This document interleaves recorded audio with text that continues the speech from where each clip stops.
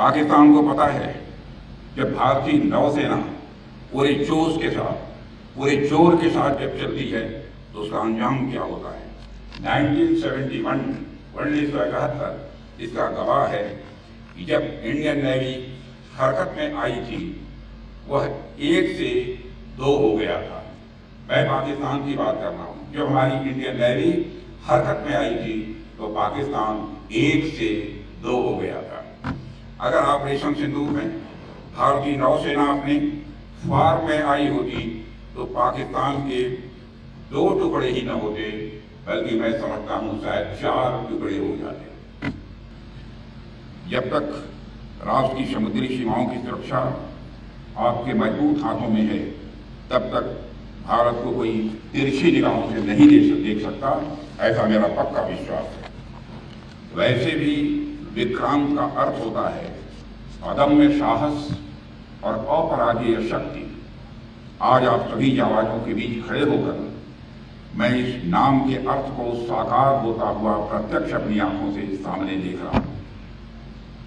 आपकी आंखों में जो दृढ़ता है उसमें भारत की असली शक्ति स्वाभाविक रूप से झलकती है। साथियों, आज मैं यहाँ केवल एक रक्षामंत्री के नाते ही नहीं आया हूं, बल्कि मैं स्वयं एक कृतज्ञ भारतीय के रूप में आप सबके बीच यहाँ खड़ा हूं। मैं आपके समर्पण को नमन करने और आपके शौर्य को सराहने और आपके परिश्रम का अभिनंदन करने के लिए आया हूं, उसे सलाम करने के लिए आया हूं। मैं आप सभी को ऑपरेशन सिंदूर की सफलता पर तहे दिल बधाई देता हूं।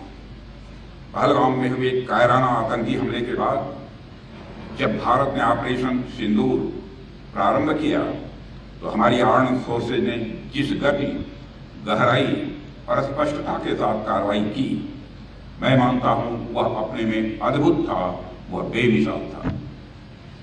उसने न केवल आतंकवादियों की बल्कि उन्हें पालने पोसने वाले सरपरस्तों को भी स्पष्ट संदेश दे दिया है। भारत अब सहन नहीं करता है, भारत अब सीधा जवाब देता है। साथियों, जब उसी समय में हमने पाकिस्तान के आतंकी अड्डे और उसके इरादों को ध्वस्त कर दिया, हमारा प्रहार इतना तगड़ा था कि पाकिस्तान पूरी दुनिया से भारत को रोकने की गुहार लगाने लगा था। अंत में हमने अपनी शर्तों पर, और मैं फिर दोहरा रहा हूं, हमने अपनी कंडीशंस पर और अपने मिलिट्री एक्शंस को रोका है। अभी तो हमारी सेनाओं ने अपनी आस्तीनें पूरी मोड़ी भी नहीं थी। अभी तो हमने अपना पराक्रम दिखाना शुरू ही नहीं किया था। साथियों, इस पूरे इंटीग्रेटेड ऑपरेशन में नौसेना की भूमिका बहुत ही गौरवशाली रही है। ऑपरेशन सिंदूर के दौरान जब वायुसेना ने पाकिस्तान की धरती पर आतंकी अड्डों को ध्वस्त किया, तब अरब सागर में आपकी आक्रामक तैनाती, बेजोड़ मैरीटाइम डोमेन अवेयरनेस और समुद्री वर्चस्व ने पाकिस्तानी नेवी को उसके ही तटों के पास सीमित कर दिया।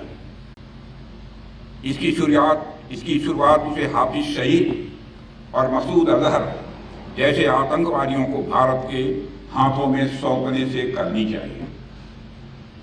यह दोनों न केवल भारत में मोस्ट वांटेड टेररिस्ट की सूची में हैं, बल्कि ये यूनाइटेड नेशंस की डेजिग्नेटेड टेररिस्ट की लिस्ट में भी शामिल हैं।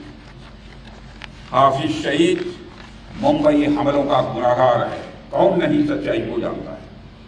समुंदर के रास्ते मुंबई में मौत बरसाने का जो गुनाह उसके संगठन ने किया है, बहनों भाइयों, उसको आज भी हम भूले नहीं हैं। मेरे देश के बहादुर जवानों, उसका इंसाफ होना चाहिए और मैं मानता हूं कि कभी न कभी उसका इंसाफ होकर रहेगा।